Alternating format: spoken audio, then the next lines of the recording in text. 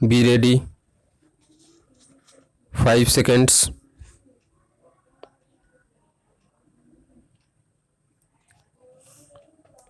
Start. On an examination of the pleadings of two writ petitions, we find that the issues for consideration were all different in the petitions.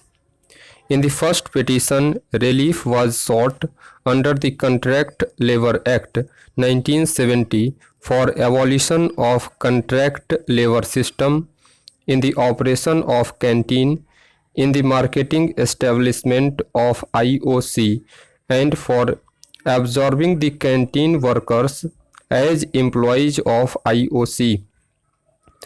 In the second petition, relief was sought under the Industrial Disputes Act 1947 for making a reference under section 10(1) to the Industrial Tribunal to decide whether the contract between IOC and the canteen contractor was same, nominal, and a mere camouflage to avoid extension of labor law benefits to the workers in question, and whether the canteen workers were the direct employees of IOC. Para. The assumption that the appellant had taken inconsistent stands in the two writ petitions is not correct. Even in the first writ petition, the appellant had contended that though the contractors changed from time to time, the workers in the canteen remained the same with continuity of service, that IOC had mala fide and illegally kept the workers as contract labor in order to keep them in a permanent state of insecurity and to deny them the wages and privileges available to permanent workers, that IOC was actually controlling and supervising the canteen, and that only as a camouflage the contractor was shown as running the canteen to create a pretense that the workmen of IOC were the workers of the contractor, when in fact they were the employees of IOC. In short, the appellant had contended that the contract was same and nominal in the first petition. Even in the second writ petition, the contention was that the contract was same and a camouflage to avoid extending benefits of regular employees to the canteen workers.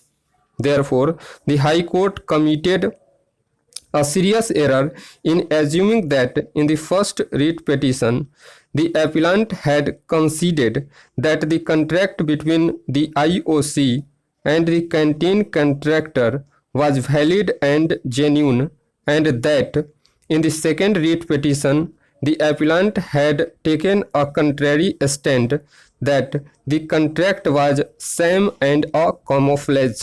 Para.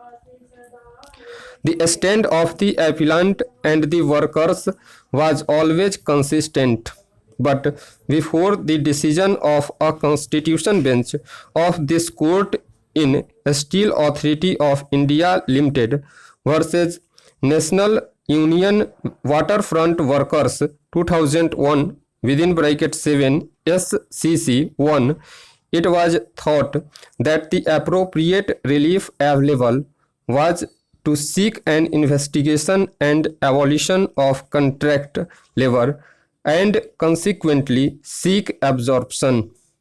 Therefore, the prayer was made in the first petition. This court held that even if there was an order under section 10 of the Act prohibiting contract labor in any process or operation, there would be no automatic absorption of the contract labor by the principal employer.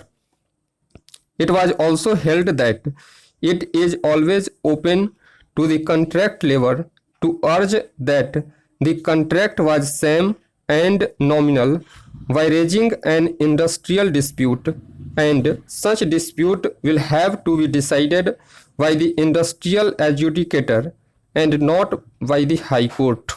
Para. When it became clear after the Constitution Bench decision that if the case of the workmen is that the contract between the principal employer and the contractor was same and merely a camouflage to deny benefits to the workers, then they could raise a dispute and approach the industrial adjudicator.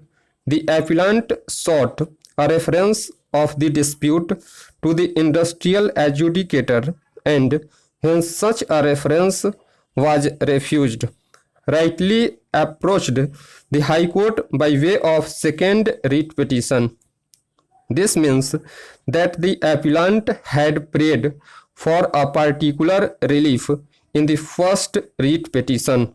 Stop.